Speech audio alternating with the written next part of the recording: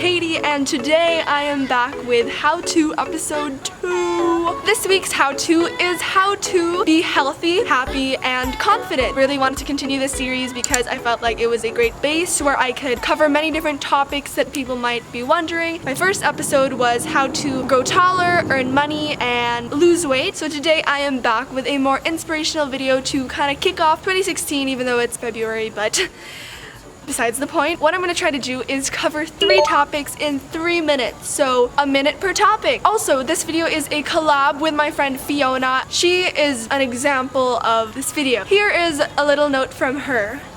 Hey everybody, I am Fiona Frills from here on YouTube, and I'm going to be doing like a exaggerated morning routine just to kind of make you laugh. So make sure to check my video out after Katie's video. It's like a chit-chat video. I will be having text pop up from here just to highlight key points, but aside from that, you can keep me in another tab if you don't want to look at me. Ouch. I wouldn't want to look at me either. Anyways, let's just get started with the video. First topic, how to be healthy. Let me just get this out there. Being healthy does not necessarily equal having a fit body with six-pack abs. Healthy to me means loving your body, feeling great every day, having enough food, water, nutrients to fuel your body. Dieting, in my opinion, is not what I would consider healthy because you are trying to reduce the amount of food your body needs. Like skipping breakfast. In the process of doing these things, your body tries to readjust. You get headaches, you get a lot of bad side effects because your body needs more food, needs more water, and you're cutting it. I think healthy is when you are proud of your body, when your body can sustain everyday tasks. You're glowing with not just how you are physically, but mentally, emotionally. With that in mind, one of the most important things is food. You are what you eat, so food you really want to avoid. Your favorite types of food, or at least my favorite types of food, which are junk food, deep fried, oh my gosh, fried food. Cut it out. All that oil, you don't realize it, but fried food is so delicious because of all that oil that makes it so crunchy and it's so unhealthy. What you want to keep in mind when you're eating is the food pyramid or the food plate. I learned this a lot in wellness. This is what the food pyramid looks like. You want to get all of these, and if you notice, there's that guy climbing the stairs, which represents exercise, which I will jump into in a bit. You don't just want to watch what you eat, but how much you eat. If you're still hungry after eating, then you should keep eating. It might seem a lot because you want to lose weight, but if you want to lose weight, the way to go would be exercising. Which brings me to my next point. Make sure you drink before, during, and after exercising because you sweat, you lose a lot of water. That is the time to really replenish your body.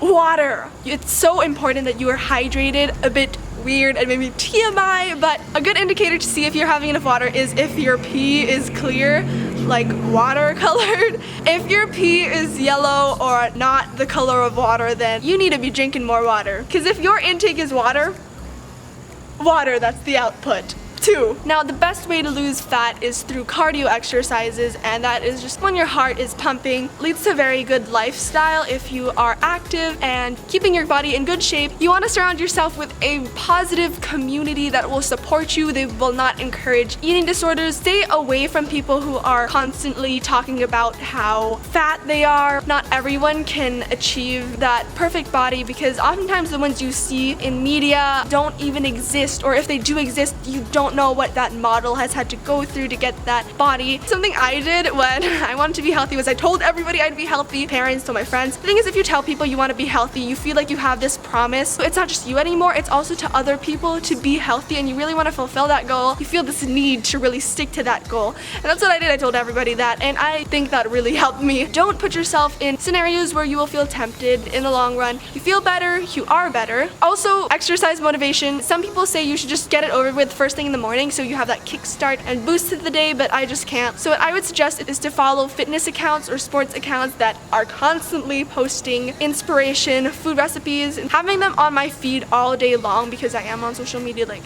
every minute. They speak to you because every time you see them, it's like a sign telling you, Katie, it's time to work out. For yourself, progress photos. When I started this journey, I took a lot of progress photos. It's crazy to see how much I've come. You just feel a lot better about yourself because you see how much you've grown and how much you've pushed yourself, learned about your limits. It's just so rewarding. Understand that sometimes you can't control it. If you wonder why you're not as thin as that person, you know, sometimes we aren't born into these things when other people are. It's not about that. that. It's about being the best you. And if your goal is trying to be like them, then I think you're doing it for the wrong reason. Honestly, we are all victims of this. One of the things that I learned is when you start to compare yourself to people, you are essentially trying to be a copy of them. God made you the way you are, and it's all part of accepting who you are and loving yourself for who you can be. A good comparison would be to compare yourself to who you were yesterday. Shopaholics, buy products that encourage you to work out. Vlogalates has some really nice water bottles that are like train insane or remain the same, and you always see them and you're always exposed to positivity and encouragement. One thing people really love doing is buying sports outfits. When you buy these things, you feel the need to use them and you want to show them off, so that's really good for getting you to want to work out. Being healthy is long term. If you are trying to diet, that is short term. After dieting, you can only go thinner, and that could lead you to really dark places. Being healthy is something you can sustain. You can't diet your whole life.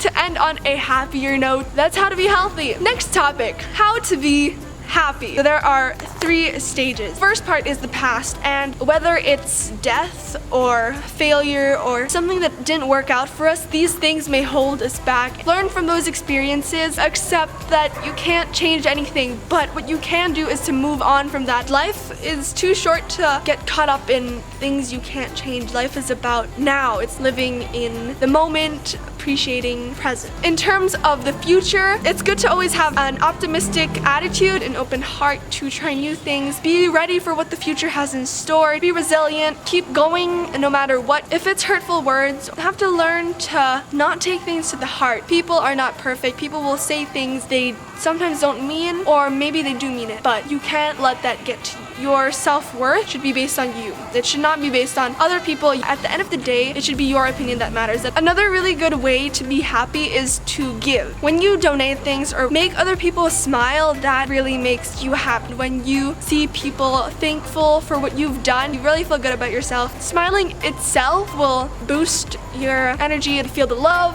It's normal to be sad, but letting your emotions out and also having some kind of emotional release is also really good because you feel like a weight is lifted off. If it's something you get offended at but you don't want to cry, just try to remind yourself that, hey, this person is not worth my tears. And also writing things down and ranting. And lastly, number 3, confidence, which I think is also very closely associated and linked to these. When you value yourself more than other people's opinions, that's when you get confidence. A really good thing to do to build confidence is to write what you love about yourself. In terms of confidence, find something you love, embrace it, and invest in it. When I stopped caring about what other people thought, I started doing what I wanted to do. Who are you trying to please? Yourself or others? Are you trying to live up to what they want you to be? Because that oftentimes is not aligned with what you want to be. The good thing is, honestly, my school friends have been so supportive, and I am really so thankful because I did not ever imagine a lot of support. I mean, maybe you're also a hater, which I would really suggest you take these tips and focus on your life, and you're wasting your time.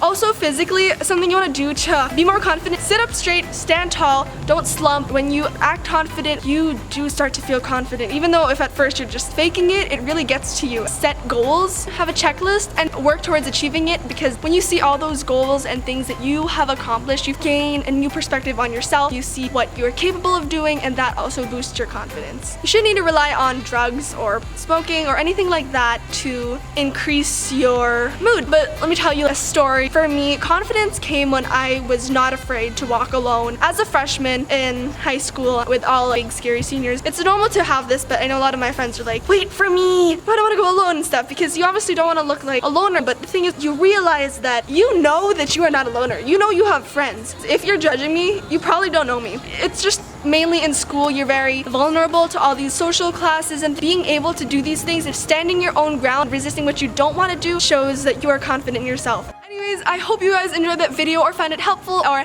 inspirational in any way. I really do wish you the best of luck in your journey to being a healthier, happier, and more confident version of yourself. Don't forget to give this video a thumbs up if you found it helpful, or if you want more how-to videos, comment down below with any how-to requests, and I will try my best to help you and do them. Don't forget to subscribe and tap that subscribe button. How redundant of me. I really just want to try to impact and help as many of you as I can. Don't forget to follow me on social media at AlohaKatieX. All of them. By the way, in every how-to episode, I want to end with a quote. This week's quote is, "Be who you are and say what you feel, because those who mind don't matter, and those who matter don't mind." I love you all so much, and I will see you guys next week with another new video. Bye, guys! I could lie to you. I could tell you I had a date to get ready for, a guy who I adored, a place that we would adventure on, and the many